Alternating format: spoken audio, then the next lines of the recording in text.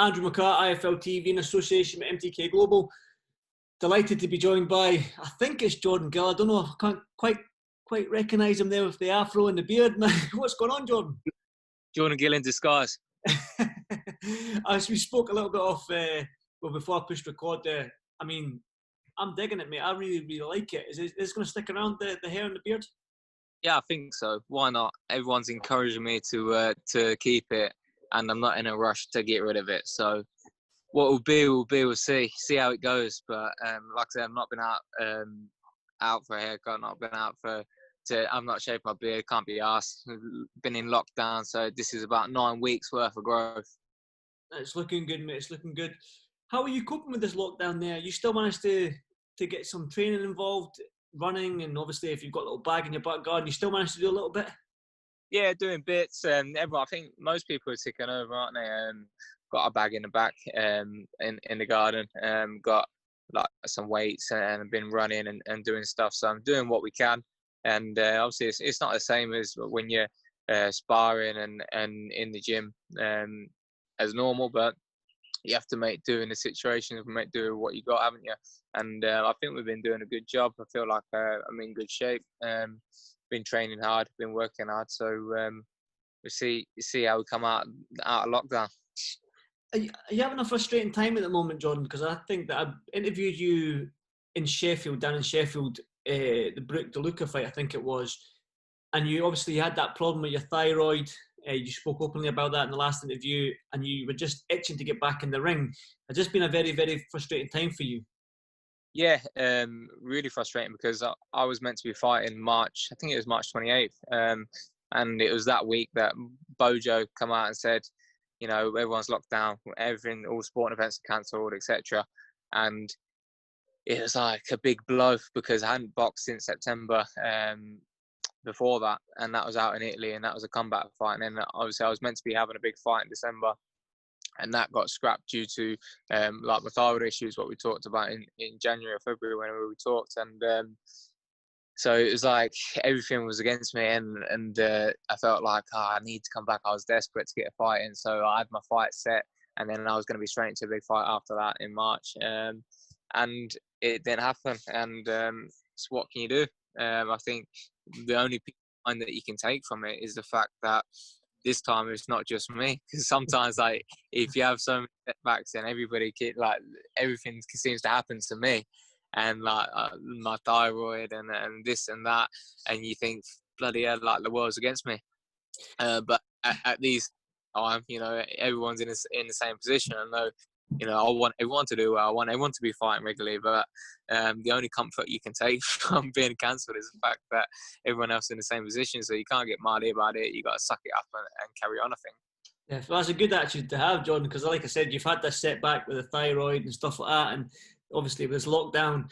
But I was watching Eddie's Instagram live, and he mentioned you when it comes to getting a fight at Eddie's fight camp at the Matchroom HQ. Before I go on to like fighting on that, like, what are you ready to fight now? Are you still? If somebody says to you, right, Jordan, there's 5 weeks, we've got a fight for you in 5 weeks, can you just go, right, I can be ready in 5 weeks? Have you got that mentality? Yeah. You fit? No problem. I'll fight. Yeah, I feel. Even if it's the super middleweight, you're happy with? Yeah, no problem. The middleweights, middle, even like. But no, I think I feel ready. I've been taking over. I've been training quite well. All like I said, we've been missing the sparring, not had the sparring, and I think we come to a point where in the next few weeks we probably will be able to start sparring. So, you know, if someone said to me in 5 weeks' time, I think I've not watched any interviews or I've sort of just been in Wonderland in back home. So this is the longest I've spent at home since I turned pro. So it's been like, in a way, quite nice. I've not really turned the TV on. I've not looked on my computer. I've not really looked on Twitter or Instagram, like very rarely. And so I've not seen any interviews or anything. So I don't really know what's been mentioned. But I've been doing sort of FaceTime sessions with Dave, and I hear bits and bobs what he's saying. He's obviously chatting to Eddie, and they're talking about doing these fights in his back garden. So I think the date that they said they was going to do the first one was it's about the 18th of July, something like mid-July. So I think that's about 7 weeks on Saturday. So that's enough time. Like I said, if we start spanning the next couple of weeks, there's nothing to say that anybody shouldn't be ready, really. If you're a professional and you're a professional fighter, you shouldn't ever be more than 7-8 weeks away from a fight. What's your thoughts on this then? The fact that you're not going to be in the arena, you're not going to do any of these shows and stuff like that. Your show is actually going to be outside in Eddie Hearn's backyard. What's your thoughts on Eddie going through with this? If anyone can do it, it's Eddie, right? Yeah, why not? I think obviously Eddie's a pioneer, so he's itching to get back. He's very driven person, and that's why he's so successful. He's changed the face of British boxing over the last since he started in the last 8-9 years. So he's done so much in the sport. Everyone would say, if someone said to him, "Oh, you're going to fill out Wembley with Frutch and Groves," like everyone was saying, "It's not going to happen," and he's done it. And then since then he's been back, and everyone's saying, "Oh, Saudi, that's not going to happen," and he's done it. So if anyone can do it, Eddie's going to do it, and it's good to have the opportunity to be. It's good to be working with Eddie, and I think. Bit lucky for me that I was scheduled to fight on that March 28th show, so that was the first one cancelled. So rightly so, I think I should get the first opportunity to fight on one of them shows, and I think it's a good concept because no one else is going to be fighting. They're going to have 5 fights on each show, so I've heard. So they're going to be quality fights, and everybody's going to be tuning in because we're been starved of live sport. I think the British boxing public and probably the wider spread public as well, they're crying out for live sport, and especially boxing, because I think with the job that Eddie's done in the last 8-9 years, he's probably put boxing second to football as the most popular sport in the country. So you have to commend him for that, and I think that'll only grow now, especially if these shows behind closed doors kick off. I think they're saying doing 4 shows leading up to August, and then looking at the situation again, maybe we might be able to get into arenas by October, November time. What's your thoughts? What's your sort of thoughts, emotions of fighting in front of no fans? It'll just be you, your coach, your opponent, their coach, and Eddie Hearn. What's your thoughts on that? I know you did it in your amateur days, but it's obviously quite different now. You've been a pro, so what's your thoughts on fighting in front of nobody? Do you know what? I don't really care. There's not much that bothers me. In general, it's just you having a fight, whether people are watching or not. If they're not in the arena, they're going to be watching on TV anyway. So people are watching. People are always watching. So it is what it is.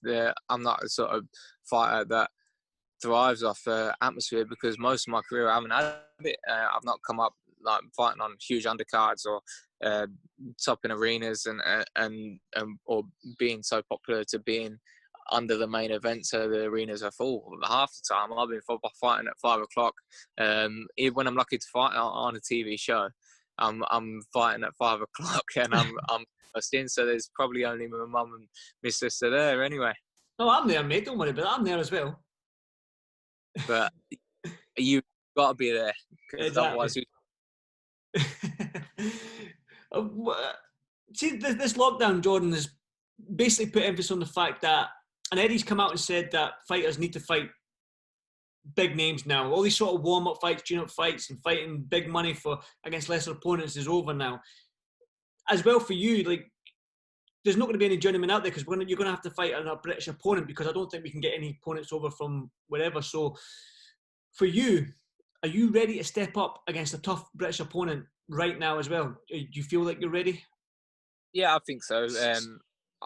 I don't want to fight journeyman. I've done it. And I was meant to have come back. Obviously, not a journeyman when I was meant to be fighting in March. Not a journeyman, but it was going to be a lesser fight. And as a fighter, sometimes, especially when you've been at a good level and then you dropping down, whether it's a comeback fight, whether you had an injury or whatever, to drop down, like, it's a bit deflating sometimes. And, like, deep down, you're not going to perform the best because you've not got the best in front of you. So I think if you look at most top fighters, look at me, my best performances, I've been up against it. When I boxed Ryan Doyle, when I boxed Emmanuel Dominguez in Pete, when I topped my bill in Peterborough, it's the hard fights, and it was probably my two best performances. So I'm glad that at this stage of my career, I'm 25 now. I feel like I'm starting to come into my prime. I don't want any easy touches. There's not going to be any easy fights now, and I feel like I want to step up, because it's one thing getting the experience and fighting journeymen or fighting people that you're going to win against. But how does that progress your career? And I'm at the stage now where I'm looking at, in 12 months' time, I want to be here, I want to be there. Like, I need to progress now, because I'm not saying I'm getting old, but I'm not getting any younger. And now is the time to not, like, strike whilst the iron's hot. I think I'm in good shape. I'm feeling good. I'm coming into my prime. These next 5 years, you're going to see the best of me from 25 to 30, and I'm ready to go in these big fights. So whoever they get, then you got no choice to fight. I'm happy to fight, because this is going to progress my career, and this is what the public's going to want, because, like they're saying, you're having 5 fights on a show. No one's going to be bothered about watching like prospects fighting bums, or prospects fighting journeymen, or people that they know they're going to beat. So I think everybody's going to be tuning in, and it's going to be good that it's British versus British, because everybody's going to be talking about it. I think you can go, like, it's mad boxing, because in September I boxed in Italy on like a undercard of a small Italian show, like on the zone, and to get myself back out there and then to go straight into a big fight. So that went under the radar again. So then all the way since like last summer, all the way up to now, it's all been under the radar, and nothing's, like, no one's talked about me, no one's done anything. Like, you sort of go from being unknown, and then because I'll be in a big fight in the summer, in a all British affair, I could go from being there to there, because you could be the talk of British boxing, because it's going to be a competitive fight, and everyone's going to be talking about it, and everybody's going to be watching. So, it's mad that you can go from there, like 0 to 100 in boxing. I've seen that many times, even before this sort of like this lockdown and stuff like that. Boxing is one of them sports that you can be there to there in just one round, one fight. You know what I mean? So I'll ask you this then: Are you going to be campaigning at featherweight still? Is that still your weight? Yeah. Even at domestic level, featherweight, there's some tasty names. Yeah. You've got the guys in the golden contract, obviously. I mean, like Reece Belloti, I think he's a featherweight as well. Do you have a particular name in mind, a person in mind that you would like to fight in July if given the opportunity? Not really. I'm open to suggestions. I know there's a lot of featherweight. I think Jazza and Ryan Walsh are tied up in a golden contract. They're going to fight that final. Obviously, at the top of the tree, you got Warrington and Galahad. They're not going to be looking at fighting British opponents, really. They're going to wait until, well, I think Galahad's is mandatory now again. So that's like probably above the level that they're looking at. But yeah, like you said, Belloti is a good fight. I think that's the fight that they mentioned when I spoke to Dave. That's the fight that Eddie's mentioned to put on. So whether he accepts or not, if not, there'll probably be somewhere else. I'm open to that fight. I'm open to the Isaac Lowe fight. They're all good. They're, like you said, the domestic scene in featherweights is unbelievable. In most weights, it is now. So featherweight's probably one of the strongest weights, and what a time to be in boxing, what a time to be a featherweight. So I'm lucky, really. Definitely. What's Dave Caldwell? Is he doing, when you're having your FaceTime chats, is he telling you to go out on your 5 mile run? Is he telling you to do this, do that? Is he still having a wee sort of say in your training? Yeah, I think I've been doing 3 sessions a week with Dave. So like, Missy's holding the phone, I'm on the bag on the pads. My dad trained me as an amateur, so he's been holding the pads in every way that Dave wants it. We're trying to be meticulous in what we're doing and getting the most out of it. And he's been telling me what to do, and we've been just working on basic things, really, like simple things. And I think that's how you get the best. Like, you get better, don't you? You have to strip it back down. We slowed everything down and perfecting things. Like you said, it's not like being in the boxing gym, but hitting the pads is one thing. But are you missed? It might sound ridiculous question, but are you miss getting punched in the face? Never get missed punch in the face. But I do miss the sparring. So I think that's probably the only thing that fighters really like, innit? So, like, no one wants to go running. Nobody really likes doing strength conditioning. No one's bothered about standing in front of a bag and whacking it. You like sparring because it's the closest thing to fighting. So I think that's the thing that I've missed the most. So once we're back sparring, I'll be happy. That sounds like it, definitely. Well, it seems right now. What's that? Got my head guard sorted. I know, that's what I was going to say. The head guard, the chin strap, everything's there for you. I've got to say, like, right now, at the moment in time, like, it's the heavyweights that are dominating the headlines during this lockdown. You've got, obviously, Joshua, Tyson Fury, Wilder, even Mike Tyson is saying he's going to come back, Evander Holyfield. I just want to get your thoughts quickly on that, Jordan. Like, what are your thoughts on Mike Tyson saying he's coming back at 53 years old? I ain't really seen it, but... Have you not seen the pads? No, I've not seen the video of him hitting the pads. A picture of him. I got a group chat with my mates, and they sent a picture of him looking in decent shape, saying he's coming back. But I thought it was a joke. Is he being serious? No, serious, yeah. Bloody hell! You think, like, back end of his career, he's boxed like McBride and them sort of guys. So you think, if 15 years ago, is it Matt Skelton was beating him? Like, what's he gonna do? Danny Williams, yeah. What's he gonna do with these guys now? So it's sad to see, really. But I think it's good that he's training. It's good that he looks in good shape. Because at one point, he went a bit bigger, didn't he? So he must be in a good place, like, mentally, and feeling better in himself. It's training, but I think fighting's a different story, and you have to be at your peak or close to even consider it, because it's dangerous, and especially up at that heavyweight. You see old fighters coming back who was like awesome in their day, and then they get back in the ring. It's just sad to see, because you don't really want to see it. I think Nigel Benn, probably last year was on about making a comeback, and I think I don't know. I know he got cancelled, but you must get to a point where you're inspiring, or like you realise that, you know what, it's not actually there. Because like fighters that are like 32, 33, they're feeling good in the gym, and then they actually get in a ring, and it's not there anymore. So if you like that at 32, 33, what are you going to be like at 50? We saw it with Scott Quigner's last fight. He's a great fighter. Could punch and won a world title. It was in big fight with Carl Frampton, and like, he probably felt good in the gym. He was going to fight John O'Carroll, who's awesome as well. And you got in a ring and it just weren't there. And you think, that's him at, I don't know how old he is, probably 32, 33.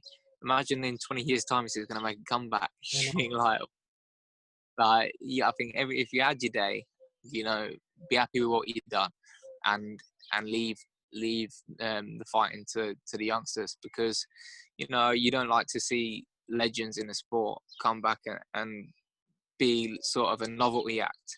And I think that's what it'd be. It'd be more of a novelty act than a real fight that it'd be in, and if he was in a real fight, it'd probably be hard to watch. I wouldn't want to watch it, because growing up, any like fight fan, Tysons is a hero, and I think it would be sad to see. I think the thing is that Evander Holyfield's in training as well. Obviously, you've not seen that, but I think they've sort of like, I don't know if they've talked to each other, but there's word on Twitter and stuff like that, they're going to do a 4-round exhibition for the trilogy fight between the two of them. So, again, selfishly as a boxing fan, I'd love to see it. Yeah. I know. Ask for punches. I've got to get your thoughts. Was that, sorry? be interesting. Yeah, definitely. But I think I'm just starved for boxing. Like I think I just need to see somebody punch somebody. I might even just go out and just punch my little brother or something. I need to get something done. You know, what's your thoughts on like the whole Tyson Fury Wilder Joshua situation? I ask you as a fight fan, as a British fight fan, as a British fighter, would you like to see Wilder take step aside money so we can see Joshua versus Fury? Yeah, because realistically, I would, because all the belts going to be on the line. If Wilder fights Fury again, he's already been beat twice, even though the first one was a draw. So, there's a good chance to get beat again. And let's say Wilder pulls a big shot out the bag and decks Fury, then Wilder's going to have a WBC, and we're not probably going to see a unification with Joshua for the foreseeable future, probably for ever, maybe. So at least now is a good time, is a good chance to get Fury and Joshua on with all of the belts. It's all of the marbles now. So you think, what better time to do it?